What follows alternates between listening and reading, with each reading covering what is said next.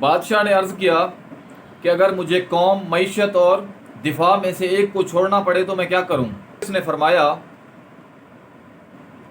کہ اپنے دفاع کو منیمائز کر لینا، کیونکہ ریاستوں کا حقیقی دفاع اس کی قوم ہوتی ہے اور اس کی معیشت ہوتی ہے۔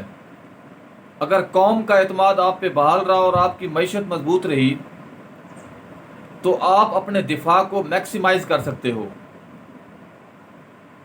بادشاہ نے انتہائی عاجزی سے عرض کیا کہ جناب، مجھے اگر اکانومی یا قوم میں سے ایک کو چھوڑنا پڑے تو میں کیا کروں؟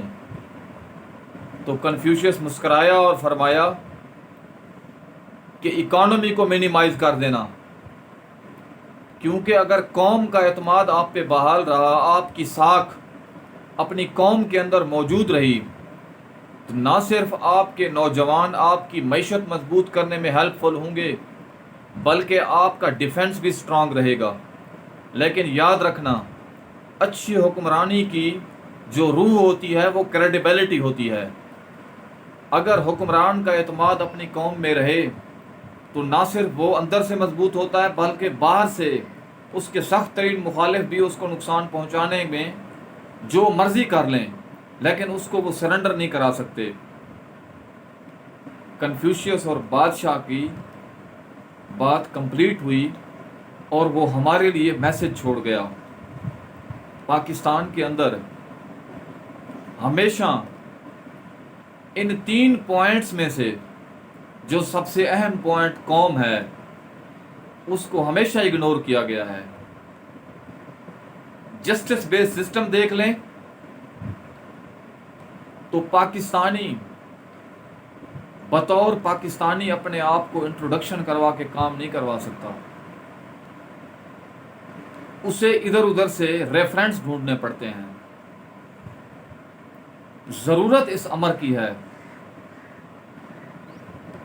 کہ ہمیں انسانوں پہ سب کرنا چاہیے۔ انفراسٹرکچر بعد میں آتا ہے،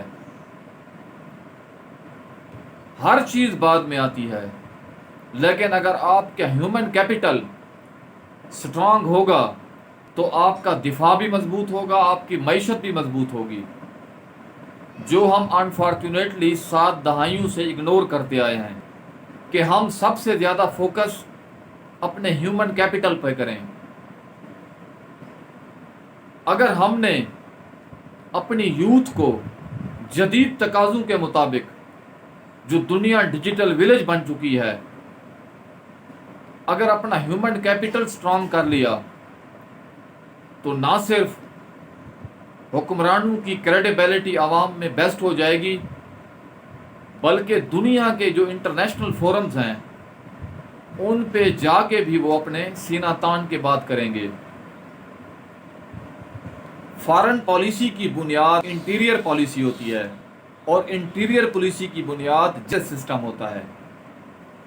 ضرورت کہ ہم جسٹس سسٹم پہ فوکس کریں، پرسنل ڈیولپمنٹ، ہیومن کیپٹل کو سٹرونگ کریں، کیونکہ جو جسٹس ہے نا وہ اللہ پاک کی طرف سے انسانیت کو تحفہ ہے۔